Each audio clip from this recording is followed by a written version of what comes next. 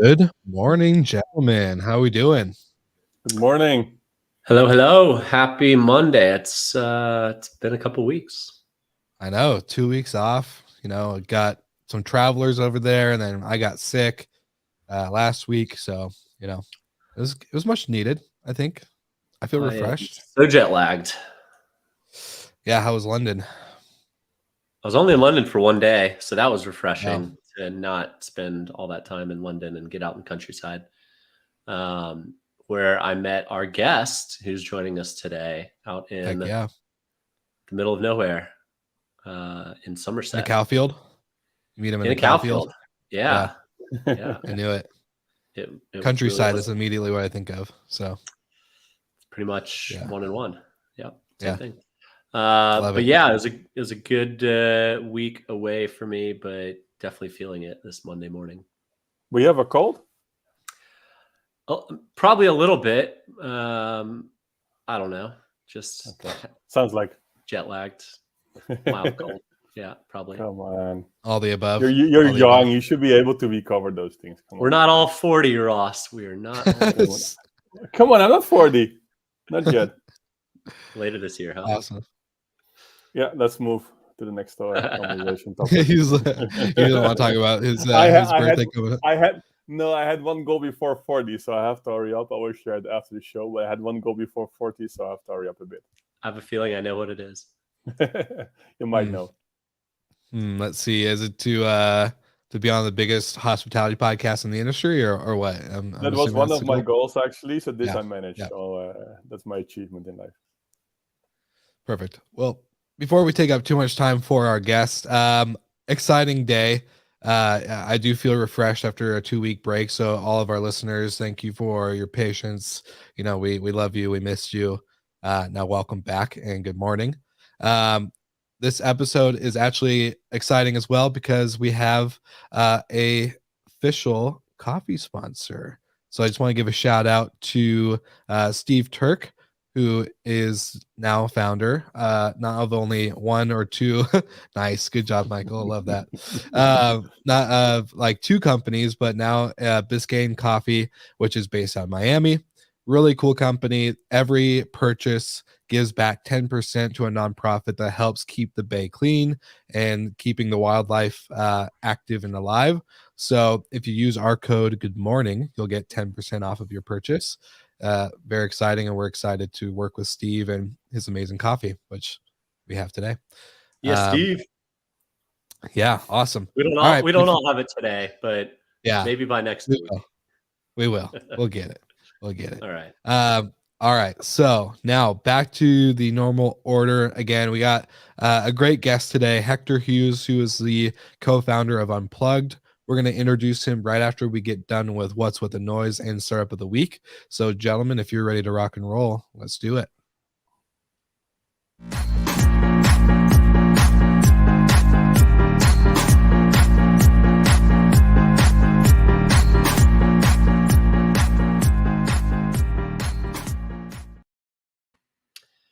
Didn't see Grandma this weekend with donuts, but I was in England, which is her favorite country in the world. So shout out Grandma.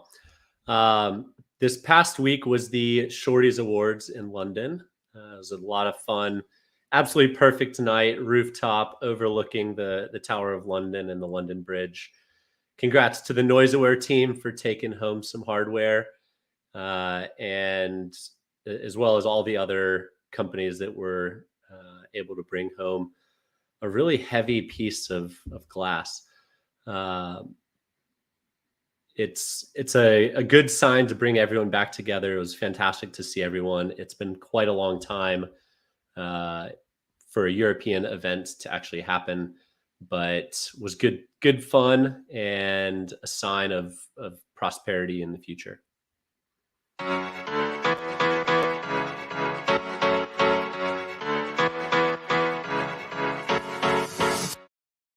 Yeah, and the startup of the week is Hoteliers. First, I want to mention this actually last week, but actually it's better to do this week because last week I met actually Philippe in person with a nice coffee together. They're based in Warsaw. So actually what they do, they're building a solution, or they build a solution which actually make the way of processing work trips actually easier. Also, Work Trips is going to be the new name of the company. So Philip, founder of the company, works closely with companies like SAP and other ones. So they actually, if we're contracting this solution for his business trip, for his work trips, they're actually connecting this seamlessly. So great achievement. It's also nice to see companies which are based in Poland as well actually growing. They did a round, pretty nice round of 23 million in fresh capital. So well done. The previous round was in 2020, was a 2.6, so a major upsell. Actually, if you're looking at the fund they did. So well done, Philip and his team, and keep following you. Awesome. Sounds like a good week for the industry. You know, Shorties Awards. You got some startups getting funding, rebranding, all that good stuff. But And we're back. There was one more thing that happens that we haven't discussed, and it will segue perfectly into what Hector's doing. But Airbnb made a change to their platform, focusing specifically on niches, meaning that travelers are looking for niches, whether it's a treehouse or a digital detox or a castle. We all know that travelers are looking for very specific and very unique experiences. That said, I am looking forward to welcoming Hector. He is the founder of Unplugged. And about 4 years ago, I was on stage at a conference and was asked, what does technology of the future look like for hospitality? And everyone goes into like crazy things like a automated cleaner to change the sheets and everything. And I went the opposite direction and said a complete and utter lack of technology. And Hector must have been listening. So without further ado,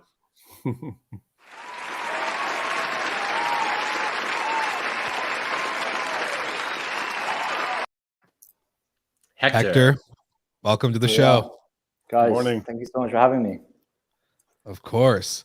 And we already got some live listeners tuning in saying good morning, looking forward to this. It's a really important subject regardless of the industry you're in. So Hector, you guys are obviously doing something right if we're already getting comments this early in the show. So if you want to do a quick introduction to kind of yourself and Unplugged, explaining the lack of technology part that Michael is explaining about or talking about, that'd be awesome. But again, thank you for joining us. For sure. No, thank you for having me. So 4 years ago, I was sitting in a conference and the speaker got up on stage talking about the future of hospitality. I knew it. Not really. 5 years That's ago, awesome. I joined a tech startup out of university. I was the second hire on the commercial side. And the first hire was a guy called Ben, who's my now co-founder. And it was iPad till systems. So nothing to do with hospitality. Well, different type of hospitality. Or what we're doing now. And yeah, we did the whole kind of startup journey. So grew from 7 people to 70, open offices in the US, Australia. And yeah, really enjoyed the whole startup journey. But somewhere along the way, I just got burnt out. In 2019, was flying around the world to set up these offices. I was running growth at the time, spending all day on my phone. And the recommendation of a friend, I ended up at a silent retreat in the Himalayas in September 2019. And it took me a bit to get there. He initially suggested it. I laughed it off. I thought, I can't do that. What would the guys at work think? How it is. But finally got myself out there. And it was this very picturesque Buddhist temple on top of a mountain. And the best thing about it was when you get there, they take your phone off you and you spend 10 days cut off from the outside world. So very cliche, but I came back from that and quit my job a week later. And that was off the back of a conversation with Ben, my co-founder. So, he's not the kind of guy you'd find at a silent retreat anytime soon. And we were talking about how there's a lot of stigma around retreats and meditation. And so much of the benefit is just getting people offline and into nature. And we've been thinking about this kind of digital detoxing space, but not really sure what to do with it. And then heard about, the tiny house movement in other countries. There are some very well-established players in the US and Australia, and just thought that those two kind of married together really nicely. So this was the end of 2019. The concept was and still is, we put cabins an hour from city life. People go, upon arrival, they literally padlock their phones in a box. We give them a map and a Nokia, and then leave you to it for 3 nights without your phone.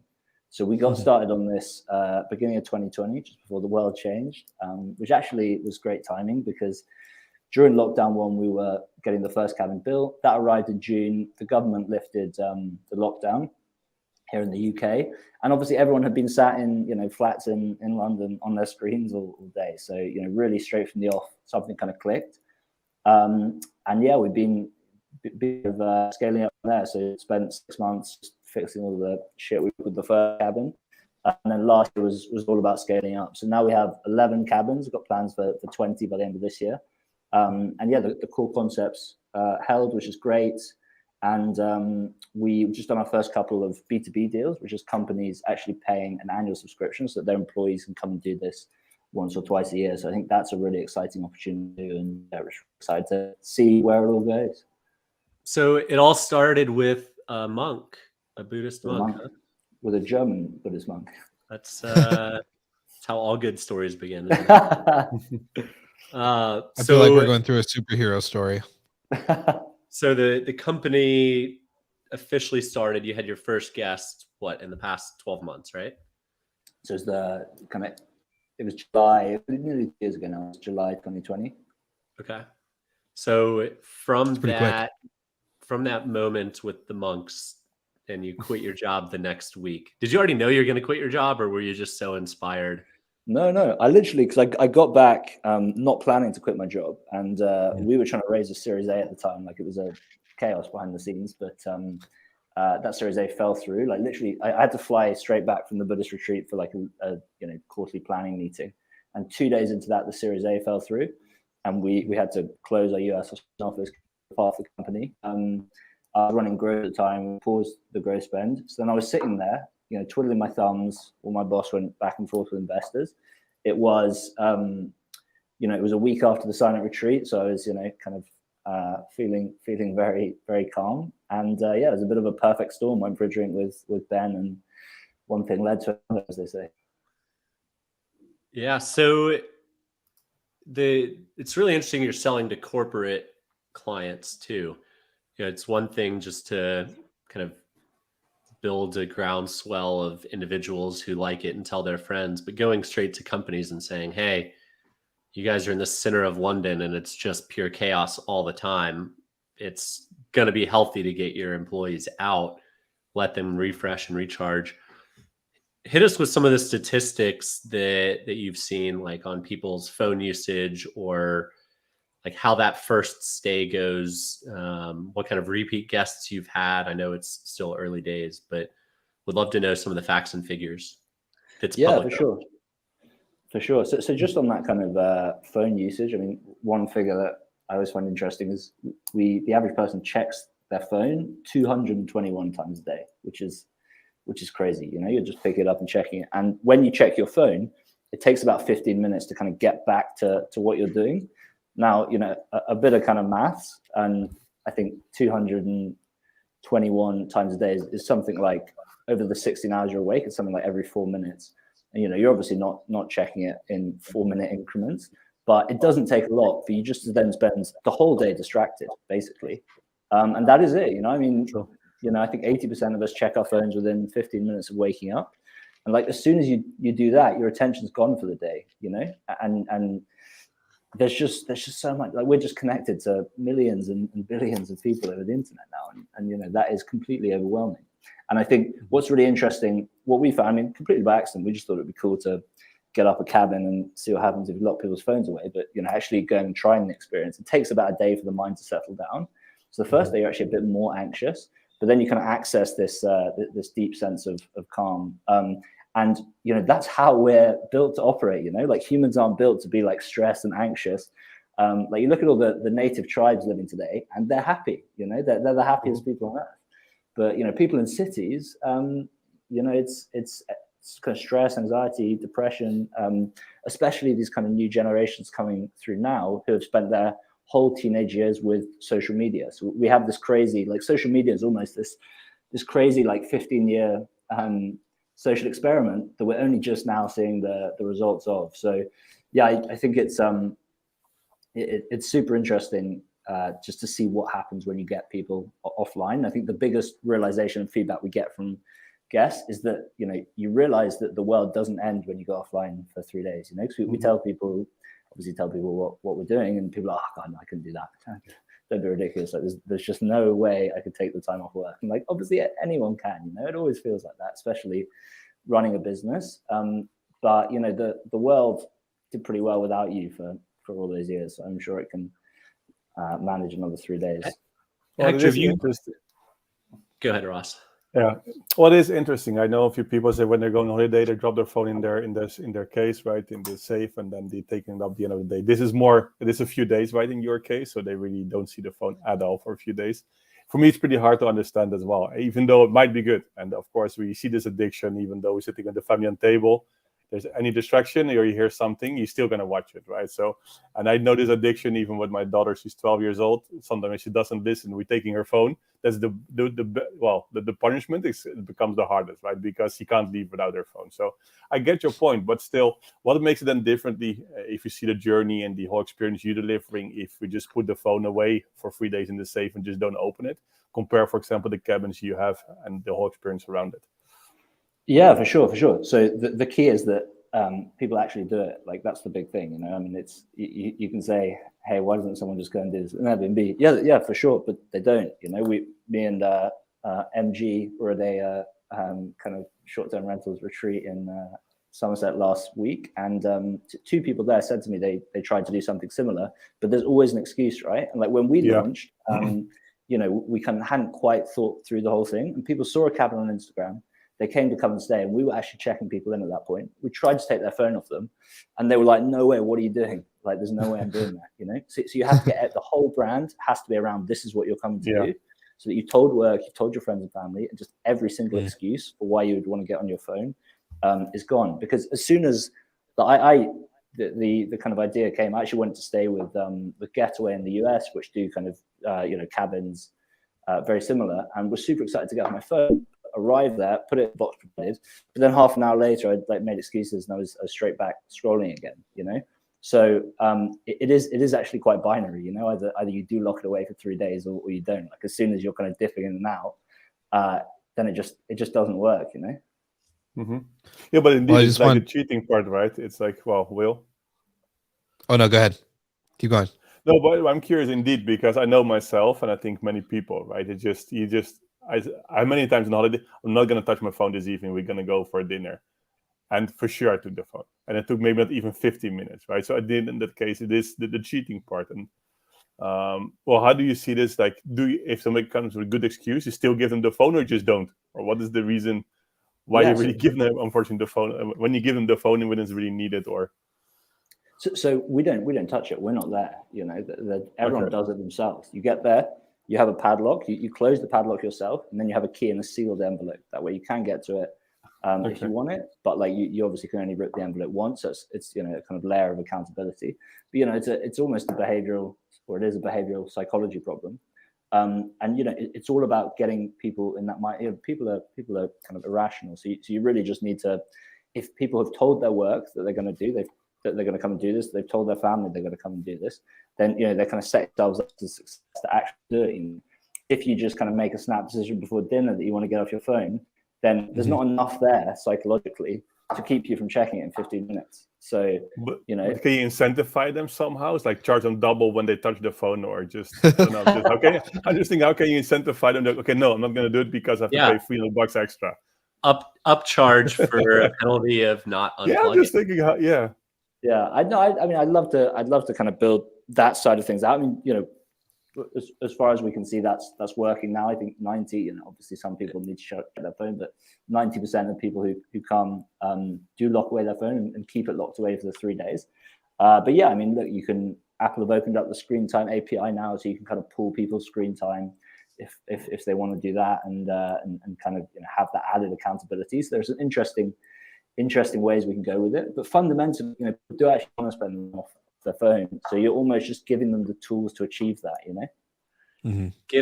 Get a box that's weighted, and for every minute that phone is not in the box, it's 5 pounds, and then and they're very deeply incentivized to not just scroll for hours and hours. You're making more money. It's like it is. Yeah, how can you incentivize them, but on the other hand, punish them, or if they just don't? No, it is.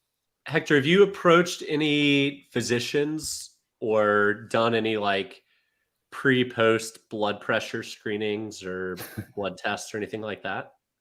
Yeah, so we teamed up with a couple of universities last summer and did a whole research project, which was basically looking at both biological and subjective well-being. So you had the kind of subjective surveys pre and post stay, but then also we had people wearing a wristband which tracked various things, and I think the big ones, electrodermal activity, which is a good measure of stress. So we're actually got a ton of data from that and still processing it now, but already starting to see some really interesting things there. And I think in the future, I'd love to get someone wearing a brain scanner as well and figure out what's going on in there too. But yeah, even looking at the stress, it disappears. That the kind of numbers we saw were, people having a conversation before the stay, like in their home. The electrodermal activity was between 7 and 27. You don't need to know too much about it. And then in exactly the same place after the stay, it had dropped to 0.16 to 0.3. So it goes to a kind of fraction of what it is, and it shows that there's so much kind of just kind of deep rooted stress in there that we almost don't realize that we're kind of carrying. Well, we'd love to come out and stay and wear a headdress for you. Yeah, we'll be your first guinea pig. One thing I'm curious about, just from, because when I'm staying somewhere, usually like Airbnb property or not property, but an Airbnb that I book on Airbnb, or a hotel. I know, I caught myself. Normally, I'm the one, I work in social media / media in general. So content, pictures, video, all that stuff is part of my daily life. And you and I were kind of talking about this before the recording, but are you guys seeing a big, because a lot of people probably take selfies or do stuff during their stay and showing off the cabin or showing off this, whatever it may be. But then you guys don't get that, because during that 3 nights that they're there, their phone is locked. It's locked away unless they break the key. Do you guys get a lot of social media push after the stay where it's hey, I just did 3 nights away and I unplugged and oh my gosh, I feel great. Do you get a lot of social media proof from that, or where does that come from for you guys? Yeah, for sure. I mean, that's a real big driver of growth for us. Ironically, I think increased by the fact lock away the phone, because if you've got someone who's posting a story every day, then actually if they post one saying, hey, you're not going to hear me from 3 days, I'm at this cabin, check it out, I'm about to lock my phone away. And then we give them a Polaroid camera for their stay as well, so people have got cool. Polaroid pictures which they share on social media afterwards. We name the cabins after dogs that have come and stayed, so there's always kind of a lot of canine UGC. So it's a really good channel for us, ironically. But then in my head, I'm like, hey, do we want to be encouraging people to have to post on Instagram before they lock their phones away? So each to their own. Well, you see that the most used filter now on the OTAs is probably Wi-Fi still, right? Or free Wi-Fi, high-speed Wi-Fi, whatever. You think in the future there will be a filter which is going to be no internet filter, or just logbox or whatever, how you call it, because it might be, it becomes like a trend or more like an hype. Okay, this is something I would like to filter on, right? Because now, there's none. So do you think it could be moving into a space when people are just constantly touching this phone, what you just mentioned, and even with the Apple Watch, I know if you wear one and try to look at you if you were wearing one, because I think it's even worse. You might see this movement. You might see this movements. Okay, eventually you have the filters even on the OTAs. There's no internet. I hope so. And I mean, to your earlier point of, hey, work on any hospitality business, do this. I really hope they do. Honestly, fundamentally, we're doing this because we think it's missing in the world, and we're heading towards the London Underground nowadays. Everyone is just face down in the screen, the metro, and that's the kind of world that we're heading towards. So this is really an effort to move the conversation in another direction, and just by doing this, we're here talking. None of you guys have obviously been to stay yet, so just by doing this, it starts the conversation. Obviously, if we can kind of get people actually trying it, spending that time offline, realizing that the world doesn't end, and make it a regular thing. So we do have kind of power users who are doing this every 3 months or every quarter. But yeah, look, I really do hope it sparks a whole kind of movement, and fundamentally, like, this kind of future that we want to work towards. Because if we can get thousands of cabins, and we have hundreds of thousands or even millions of people doing this every year, then that will create some pretty profound changes to society. I don't know what those are, but we'd love to find out. If you look at your future projections for your business, you think B2B going to be bigger than B2C? I think we're always going to be like a B2C brand, but I think revenue-wise, that could definitely turn into the engine of the business. I think it's always harder than you think to crack this, but we've had kind of four companies just come in inbound in the last couple 2 or 3 months. Thought there was always an opportunity there on the B2B side, but have never quite thought it would probably come to us, and now we're seeing some early action. So yeah, look, if we can scale that up, I think that makes it all possible. Well, after today's podcast, you'll probably have hundreds just flooding you. So be ready, Hector. Be ready. Keep them going. What I'm just thinking of, like, is this something practically that I could do today? And of course, the answer is yes, but it's a lot harder being a father with a little son if my wife and I go and being totally unplugged from a 3-year-old for 3 or 4 days. What's the typical demographic that you see so far? Is it couples? Is it solo travelers? Is it friends? Yeah, for sure. So it's been mostly kind of what I would call millennial couples so far. So that kind of 25 to 35. It's 75% couples, 25% singles. It's the same price of both. So usually the singles are slightly older, slightly higher net worth. And yeah, we definitely do see some kind of young families come. So some people will just put up a cot in the cabin, or we have others who leave it with a grandparent, leave the child with a grandparent, and you've got a Nokia, so you can be read, have a number that you can give out.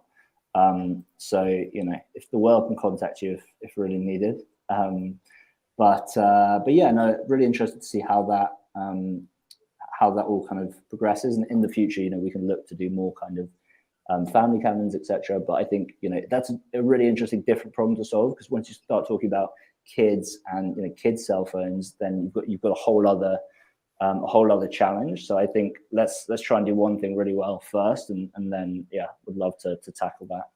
All right, 2 follow-on questions to that. Okay. 1, how many children have been conceived at your properties? Yeah, I have not been tallying, but we did get some press recently because Katie Price's sister got engaged one of the cabins, and that was all over. I'm not sure whether she's a household name in the US, but that was all over the tabloids. So one of the big gossip papers here did an article called "The Digital Detox Retreat Behind Katie Price's sister's engagement." So we're seeing some really interesting. I've heard of a few engagements there actually. We should put. I'll send out a survey to find out about conceived children, but add it to the list. We might not have enough data. And then number 2, Hector, I think this is a huge missed opportunity if you're not already doing it. But singles weekend, where you can only go as a single person, you have a fair mix, and it's the exact opposite of Tinder, right? You're bringing what happens in a real world without technology. So sign me up. Most of our cabins are on their own sites at the moment. So we have most of our cabins are single cabin sites. So you're literally going, and it's kind of your own secluded site. And we have a few sites now that are 2 cabins. So we could do matchmaking and send 2 singles to 2 cabins and see what happens. But yeah, as we grow, you need one site. I volunteer. I volunteer as tribute. Yeah, for sure. You need one site that's just 10 properties. There you go. Mixed genders, and see what happens. You'll soon have couples that meet there, get engaged there, conceive there, and there you go. Yeah, I love it. You're literally building the future world. This is great. It's like colonizing. Wow, who would have thought we'd go back that far? My follow-up question, because Hector, I think you and I, we talked about this before everyone joined on the pre-live side. And so it's like, you know, I kind of had this whole experience in Mexico where it's like I need to unplug when I get back to real life. How do you guys set up your guests for that like sensory overload when it comes back to reality, right? Like they're unplugged for 3 days.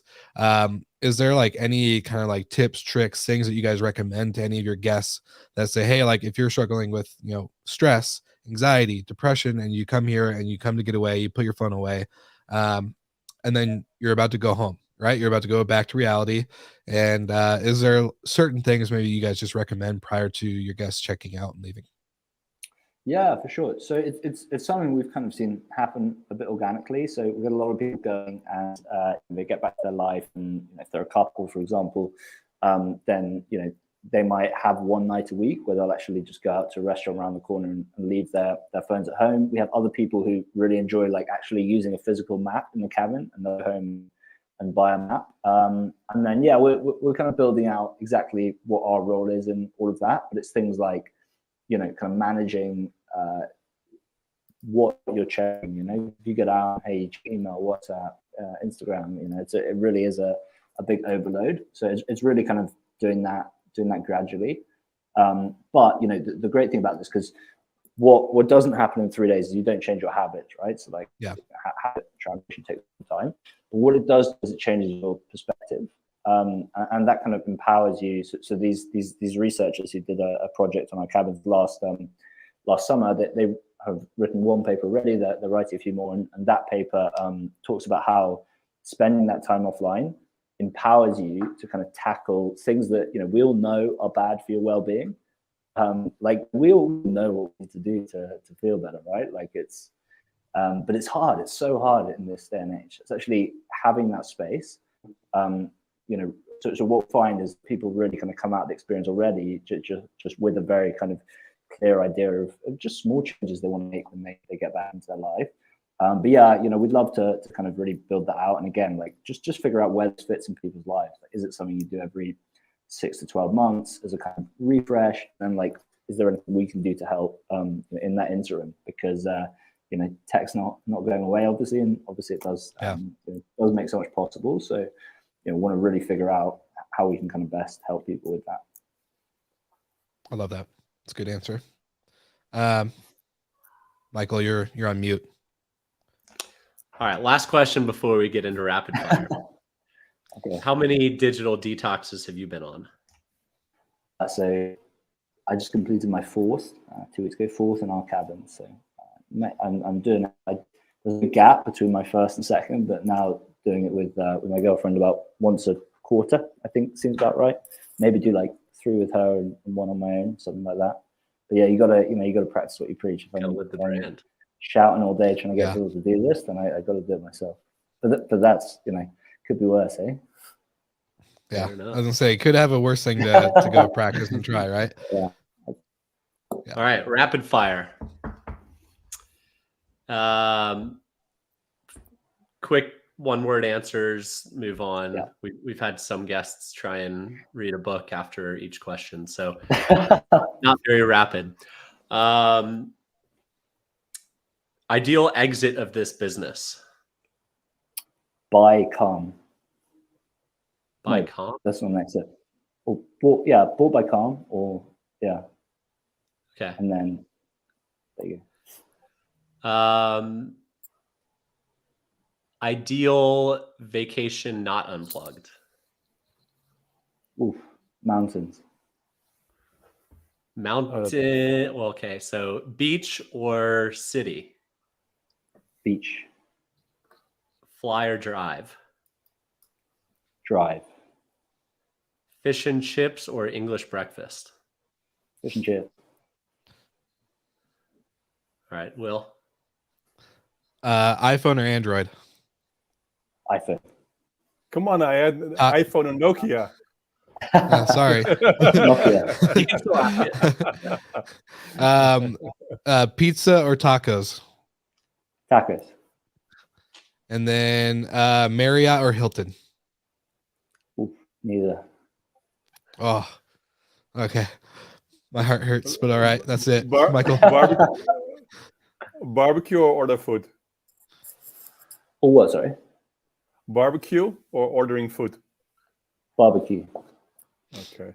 Email or SMS? Email. Okay. The other two questions were the same as Michael answered. Asked. Castle or tiny home? Oof. I gotta say castle now, right? think so. I wonder why. Good answer. Yeah. All right. Sweet, man. Well, appreciate you joining us, and good luck with your inbox the rest of the day. So Yeah. How many times For you all watch the your phone, Michael, in between? Will? I think 3 times for me. 3 times. Will, how many times you look at your phone during this throughout episode? the day? No, During this the episode, episode. 0. No, it's 0 during the episode. Okay. Wow. Good for you. Yeah. Hector, how many times? I don't even have it. I don't know where it Look is. at him living the brand. Locked in the box. Locked in the box. Awesome. Well, Well, keep gathering those stats, and we'll have you on again in 6 months or a year, and would love to see where things are and how many conceptions have happened and all of that. So Well, if we can reach you Yeah. at least, but yeah, let's hope so. For sure, guys. Well, absolute pleasure. Once you- Thanks so much for having me. once you guys do the single retreat, let me know. I'll be the first one to fly out for that. There you go. First on the list. Thank you. Yeah, thank you so much for joining us, Hector. And then to all of our morning listeners, check out unplugged.rest, and you can find out more about Hector, Ben, the whole company, what they're doing. And we'll see you all again next week.